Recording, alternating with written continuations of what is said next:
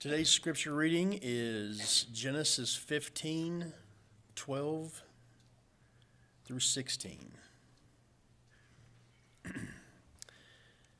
As the sun was going down, a deep sleep fell on Abram, and behold, dreadful and great darkness fell upon him.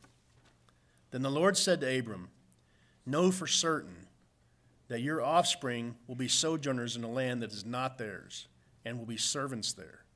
And they will be afflicted for 400 years. But I will bring judgment on the nation that they serve, and afterwards they shall come out with great possessions. As for you, you shall go to your fathers in peace. You shall be buried in a good old age.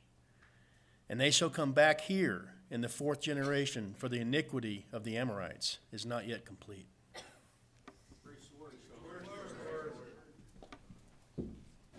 Okay, good morning. Yeah, isn't that why the promised land is called the promised land? Because God promised it to Abram. And he does it 3 chapters before that, back in Genesis 12. But that's why the promised land has been promised. And we're going to talk about, we're going to be in Joshua chapter 3, and we'll get there in just a minute. What is today? I was going to say Ash Wednesday, but it is Valentine's Day. And my Valentine is here. She's not listening, but she's here. And probably the best Valentine gift I could bring her is getting her out of her classroom this morning, because all of the kids on Valentine's Day are full of sugar and they are wild. So she has agreed to come here for at least the morning to listen to me talk. We got married at sunset 25 years ago, married down in the auditorium. Rehearsal dinner was in the annex, but the reception was right here in this room. And as I was thinking about this, we had a table set up here, and exactly where I'm standing was where our wedding cake was. We had a groom's cake here that I got exactly one bite of, because after I'd shaken everybody's hand, it was gone. And another cake here, but the wedding cake was right here. And it was a very emotional wedding. Even the cake was in tears. Okay. All right. So I want to talk about things that we are looking forward to, okay? Yes, we're going to talk about how the Israelites were looking forward to the promised land. But what are you looking forward to? A wedding is something that people look forward to. I know I was looking forward to that for a couple of reasons. Number one, I wanted to be married. Number two, I was tired of the planning. I don't know if any of you can relate to that. But yeah, that was 25 years ago. I'm already looking forward to the next football season, even though the last one just ended 3 days ago. Because I just have a feeling 2024 is the year of the Cowboys, and it's the year of the Red Raiders. They've never disappointed me before. Well, that's a lie. I'm lying at the pulpit. I'm looking forward to spring. I'm looking forward to some warm weather. Looking forward to graduation. Anybody else in here? My son's graduating this May from high school. So there's a lot of things you can look forward to. Another word is anticipating. Anxious is the wrong word. That's like kind of negative. But you look forward to things. So imagine how the Israelites felt. They've been wandering in the wilderness for 40 years. All their parents have died. They died because sin, and God was tired of their grumbling. It says, this generation's not going to go to the promised land, but your kids will. So these are the kids. And they've heard about the promised land all their lives. And here they are in Joshua chapter 3. They're camped on the Jordan River. And there it is. It's right across the river. Well, Jericho's across the river too. So it's not always going to be easy. But here it is. They've been looking forward to it for 40 years. Well, imagine looking forward to something not 40 years, but 430 years. Well, that's how long the Israelites were in Egypt. Think of how long 400 years is. Think of 400 years ago. That'd be in the 1500s. Think of how many things have changed since the 1500s till now. 430 years. And you know, it was a promised land. And you remember Joseph, didn't they bring the body of Joseph out of Egypt? Because when he died, he says, when you go to the promised land, take me with you. Take me out of Egypt. Not if, when you go. Joseph believed it. And here it is. They're right on the cusp of it. Or imagine waiting for something for over 600 years. The verse that Britton read, Abram, that was promised like 600 years prior to this. So they've been anticipating, and here it is. So they would return after their time of slavery and after the sin of the Amorites had reached its full measure. So God's going to judge the Amorites, Canaanites, the people of that land. I want to ask you, is it okay for God to do this? Well, I think the answer is yes, of course that God has the right to do this. He's done it before. He judged the people of Sodom, didn't he? He judged the hearts of the people at the Tower of Babel. He judged the whole world at the time of Noah. He knew their hearts, and he knew the hearts of the Amorites, and that they were full of sin and wickedness, and it is perfectly okay for a perfect God to judge his creation.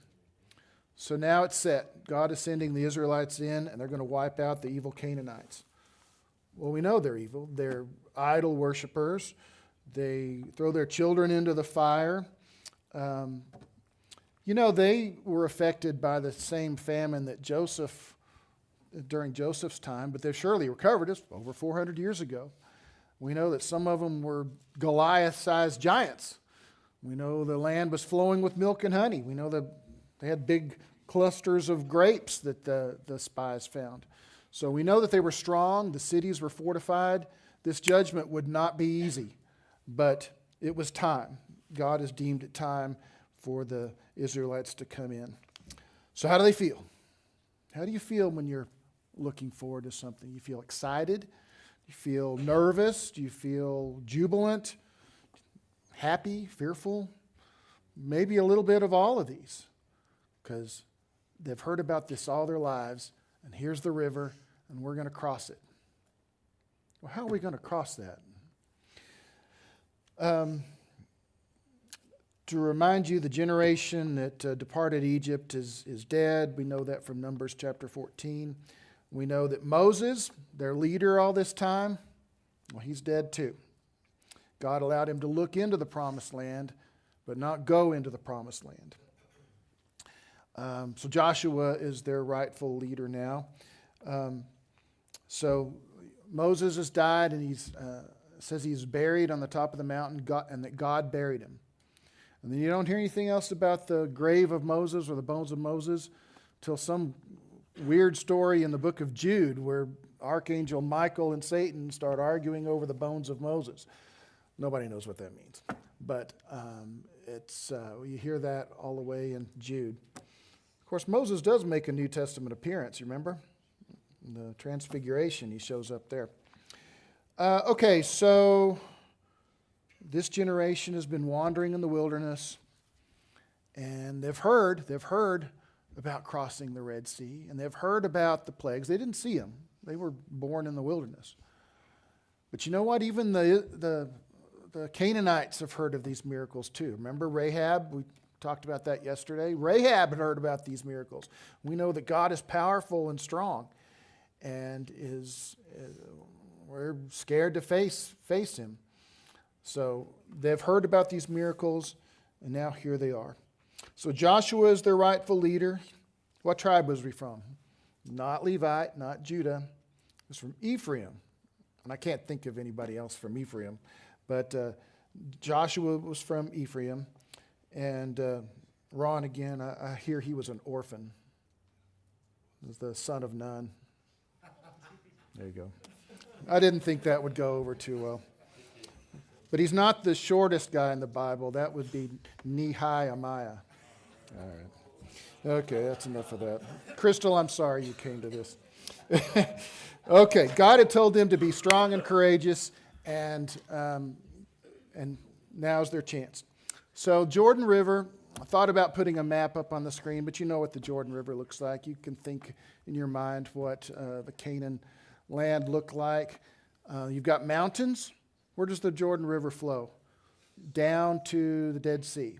Now, I know that several of our faculty and several of our graduates went to the Holy Lands this past summer, and Jet was one of them, and I asked her about the Jordan River, and she didn't make it sound like it was all that impressive to see. But it must have been impressive 4,000 years ago, because something flowing downhill is pretty fast, right? Pretty strong current. And later in Joshua, it says that it was at flood stage, because it was during harvest. So the river floods during harvest. And how wide is it if it's at flood stage? Is it a mile across? Is it half a mile across? I don't know. But it's a lot wider than it usually is if it's at flood stage. And so crossing this river would not be easy. So let's read the Bible here. I've got it printed here. Joshua chapter 3, verses 1 through 5. Early in the morning, Joshua and all the Israelites set out from Shittim and went to the Jordan, where they camped before crossing over. After 3 days, the officers went throughout the camp, giving orders to the people. When you see the ark of the covenant of the Lord your God and the Levitical priests carrying it, you are to move out from your positions and follow it.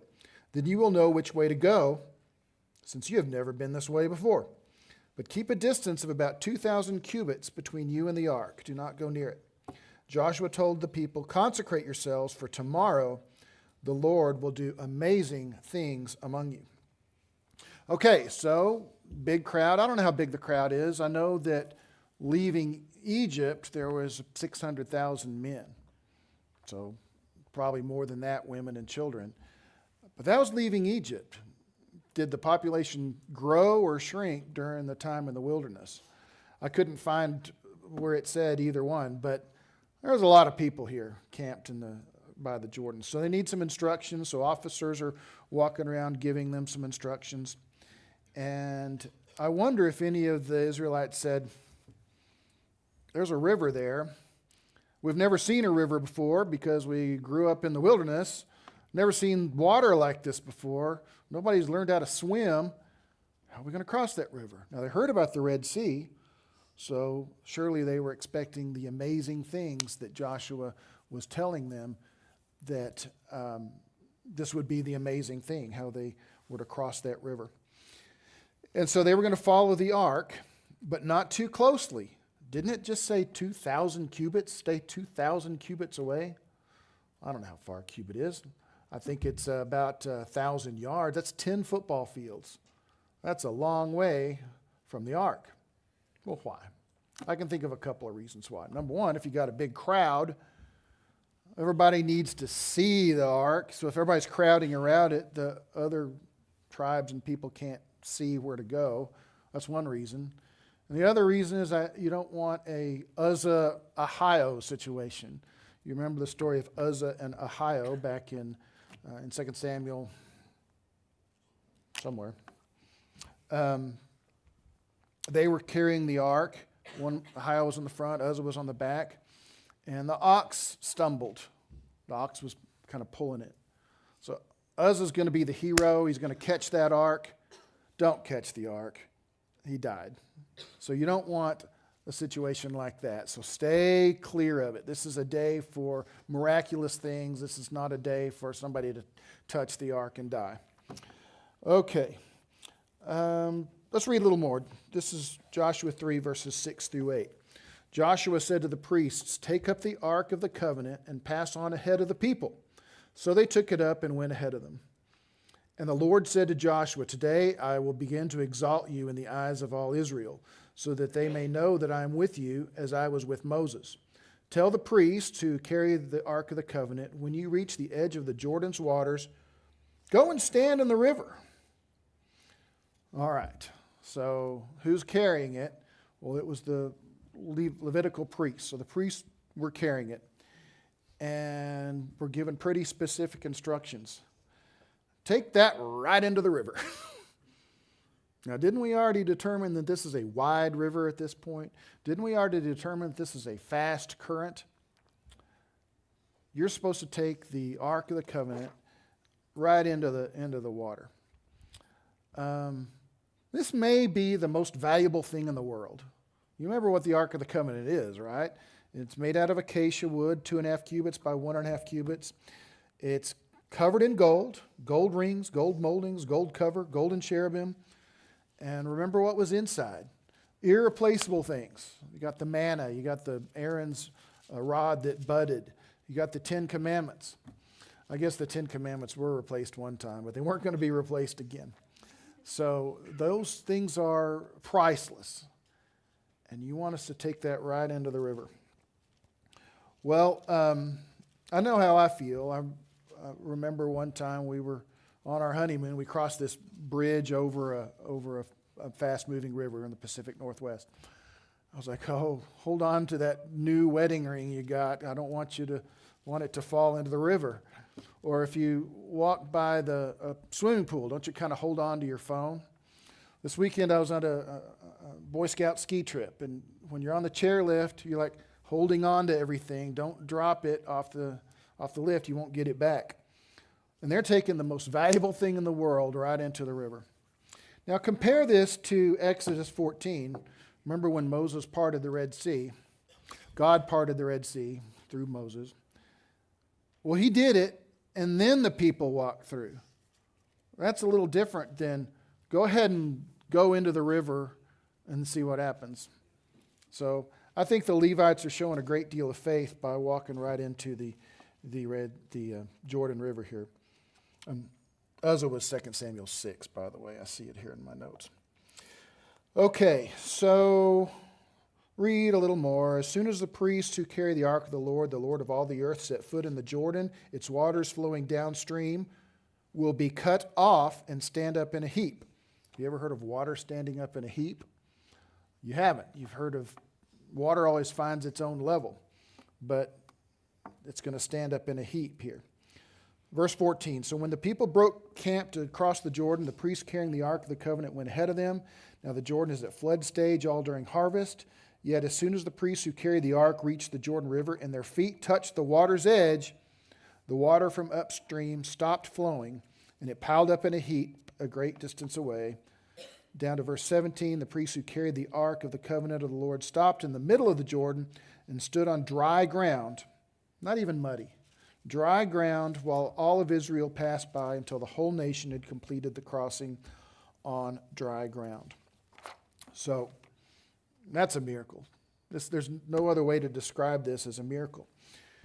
Now, there are some people who want to look at things like this in the Bible and say, there's got to be an explanation for this. Maybe there was a temporary dam up at the... And that's really why the water stopped. Or people who... These are the same people who look at the star that the Magi followed.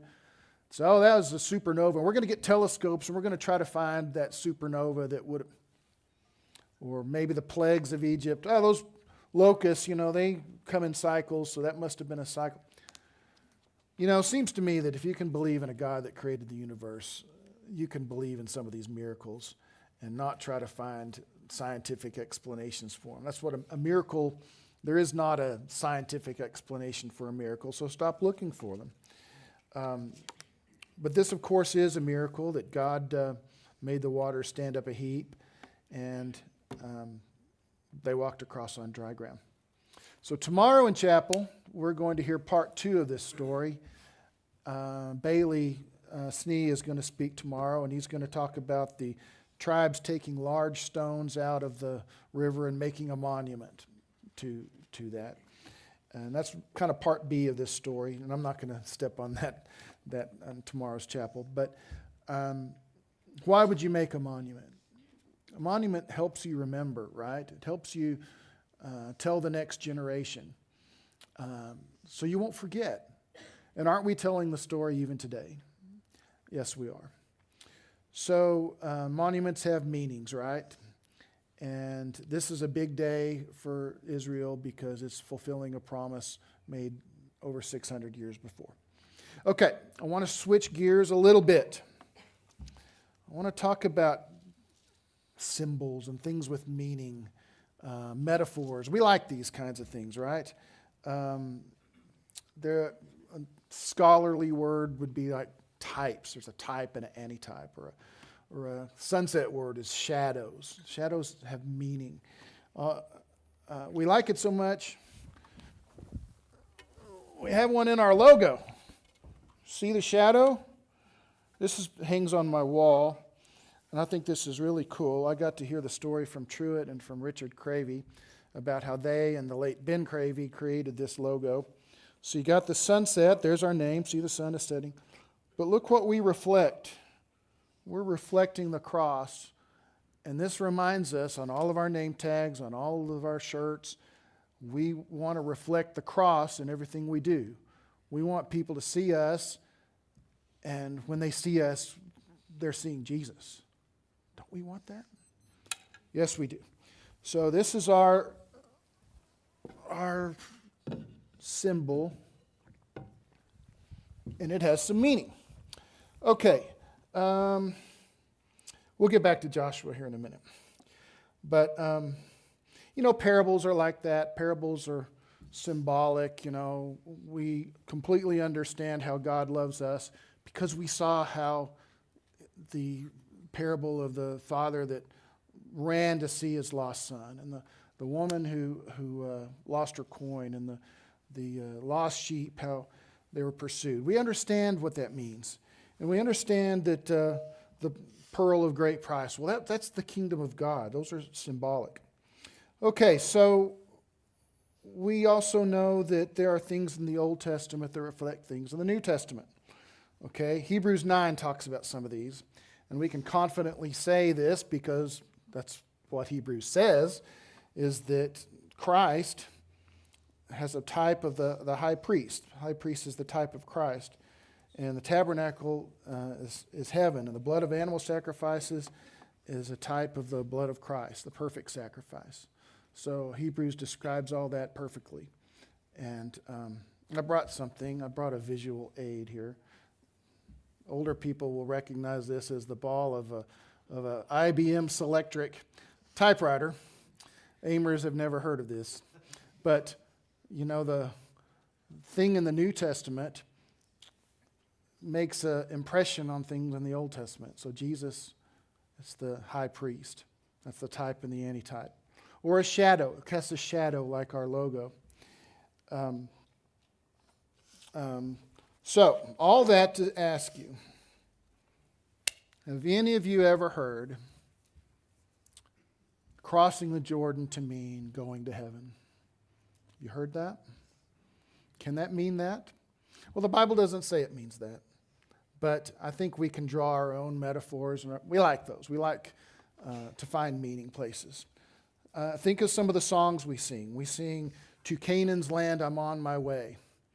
Well, are we really wanting to go to Canaan or Israel and go buy souvenirs? Maybe. I would like to do that.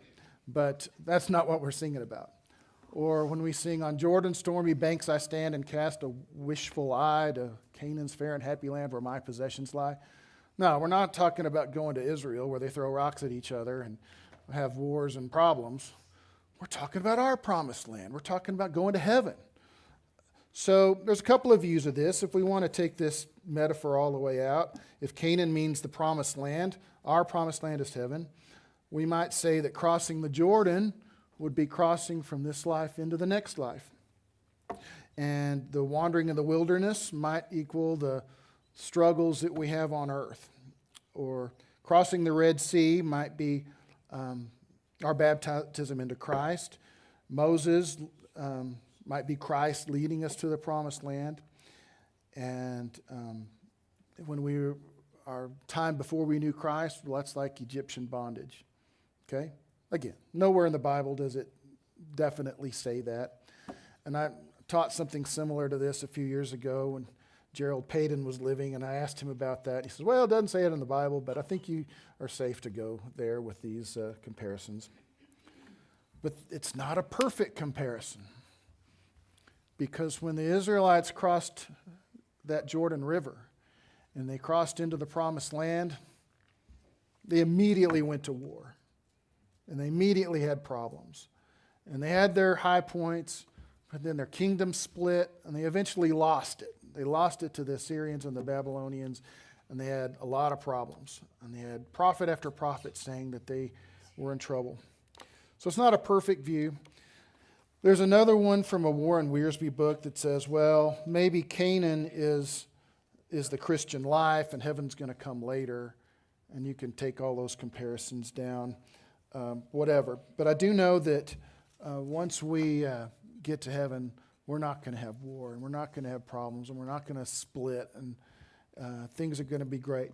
So whichever metaphor you want to go with, one thing's the same in both of them, and that's God is God. And God has promised to save us. Now, I want to close this by, I want to talk about heaven a little bit. And there's so many scriptures that I looked at, and to be honest with you, it was very comforting to read these scriptures. It made me smile as I was reading these. And we can't read all of them. We can't read about the Father's house with many rooms, or God, Jesus preparing a place, or an earthly tent being replaced by a heavenly dwelling, or an inheritance that won't perish, spoil, or fade, or our citizenship being in heaven, or a trumpet and the return and seeing Jesus. But I want to close by reading this from Revelation. This is chapter 21. Then I saw a new heaven and a new earth, for the first heaven and first earth had passed away, and there was no longer any sea. I saw the holy city, the new Jerusalem, coming down out of heaven from God, prepared as a bride beautifully dressed for her husband. I heard a loud voice from the throne saying, "Look, God's dwelling place is now among the people, and he will dwell with them. They will be his people, and God himself will be with them and be their God. He will wipe every tear from their eyes.